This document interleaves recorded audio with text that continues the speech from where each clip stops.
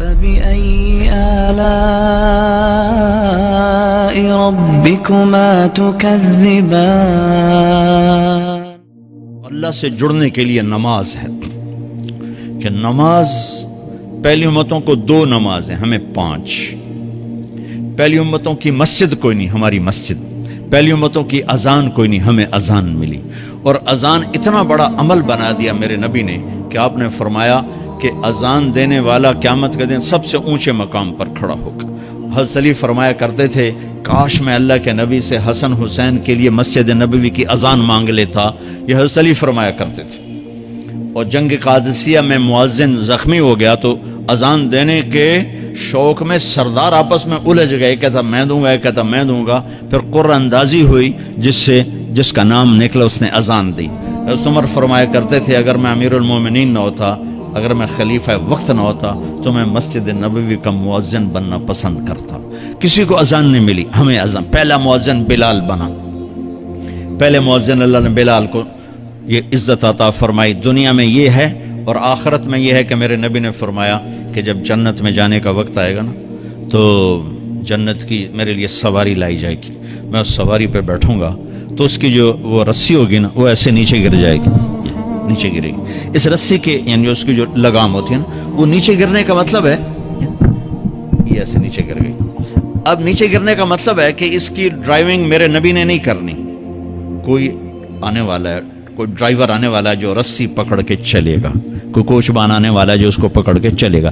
رسی کا گرنا ایک انڈیکیشن ہے کہ کوئی نصیب والا اب آئے گا۔ جب آپ کی سواری کھڑی ہوگی، رسی نیچے ہے تو اب سب کی گردنیں ایسے ہوں گی، کون؟ سب قیاس کر رہے کون کون کون؟ اللہ کی طرف سے اعلان ہوگا بلال کو بلایا جائے، بلال بلال۔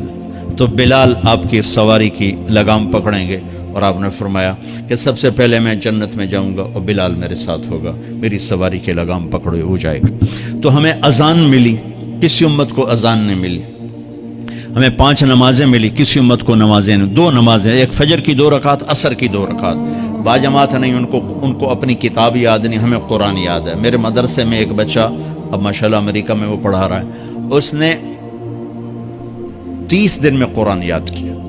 صبح یاد کرتا تھا، شام کو تراویح میں سناتا تھا۔ میرے مدرسے کا بچہ ہے، صبح بیٹھ کے مغرب تک پورا ہے سپارہ یاد کر کے اور عشاء کو تراویح میں سنا دیتا تھا۔ اللہ نے ہمیں ایسا قرآن دے دیا کہ 1 مہینے میں بھی یاد ہو جاتا ہے۔ 3 دن میں بھی ایک بزرگ نے یاد کیا، 3 دن میں قرآن یاد کیا۔ اللہ نے ہمیں قرآن کی دولت عطا فرمائی، پڑھنے کے لیے 5 نمازیں عطا فرمائی، تہجد کی نماز عطا فرمائی، اوابین کی نماز دی، اشراق کی نماز دی، چاشت کی نماز دی۔ نماز کے کتنے دروازے کھول دیے۔ اور میرے نبی کی آخری نصیحت تھی میری امت نماز نہ چھوڑنا، نماز نہ چھوڑنا، نماز نہ چھوڑنا۔ اور اس 14 صدی میں کوئی موقع ہے نماز چھوڑنے کا تو وہ میرے نبی کے نواسے کی کربلا کا ہے کہ جب ظلم بھی انتہا پر تھا اور مظلوم بھی اپنی آخری حدوں پر تھا، اور کائنات نے نہ ایسا ظلم دیکھا، نہ ایسے مظلوم دیکھے، نہ ایسی پاکیزہ ہستیاں دیکھی، نہ ایسے درندے دیکھے۔ تو سورج ڈھلا، نماز کا وقت ہوا ہے تو آپ نے سبحان اللہ، آپ نے زہیر سے فرمایا کہ شمر سے کہو نماز پڑھنے دے، نماز پڑھنی ہے، امت کو پیغام دینا ہے کہ یہ کسی حال میں چھوڑنے کا کام نہیں ہے۔ تو انہوں نے آگے بڑھ کے شمر سے کہا نماز پڑھنے دو، انہوں نے کہا نہیں نماز نہیں پڑھنے دیں گے، ہماری تلوار چلے گی۔ انہوں نے واپس آ کر کہا جی وہ کہہ رہے ہیں ہم جنگ نہیں روکیں گے، تلوار چلے گی۔ تو پھر یہ نہیں فرمایا اچھا چلو ٹھیک ہے سر دیو، فرمایا اچھا آدھے نماز پڑھو آدھے جنگ کرو۔ آدھوں نے نماز پڑھی، آدھوں نے جنگ کی۔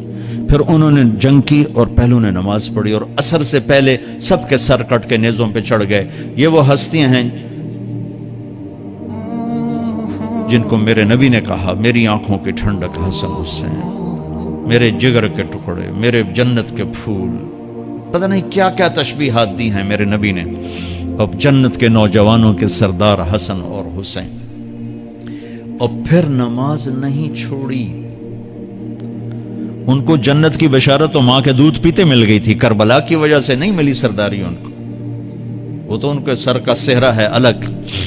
ان کو سرداری جنت کے ملی ماں کا دودھ پیتے ہوئے کہ جنت کے نوجوانوں کے سردار ہیں حسن اور حسین۔ نماز نہیں چھوڑی، میرے عزیزو نماز نہ چھوڑو۔ اللہ کا شکر ہے، میں آپ بچوں کو دیکھ کے مجھے اپنا کالج کا دور یاد آ رہا ہے۔ ہمارے دور میں ایک نعیم الدین صاحب گورنمنٹ کالج لاہور میں تبلیغ کا کام کرتے تھے، اور وہ اکیلے ہی نماز پڑھتے تھے، کوئی نمازی نہیں ہوتا تھا، اور کسی لڑکے کی داڑھی نہیں تھی، کسی لڑکی سوا سے ایک نعیم الدین کی۔ اب ہر کالج میں جائے داڑھیوں والے بچے نظر آتے ہیں، ٹوپیوں والے بچے نظر آتے ہیں، کوئی لڑکی کے سر پہ دوپٹہ نہیں ہوتا تھا، کوئی ایجوکیشن تھی۔ اب لمز جیسی یونیورسٹی میں بھی لڑکیاں پورے برقعے میں ہوتی ہیں، حجاب میں ہوتی ہیں، نقاب میں ہوتی ہیں۔ جہاں برائی کا گراف اوپر گیا تو نیکی کا بھی اوپر گیا، جہاں برائی کا لیول اگر بڑھا ہے تو نیکی کا لیول بھی بڑا ہے۔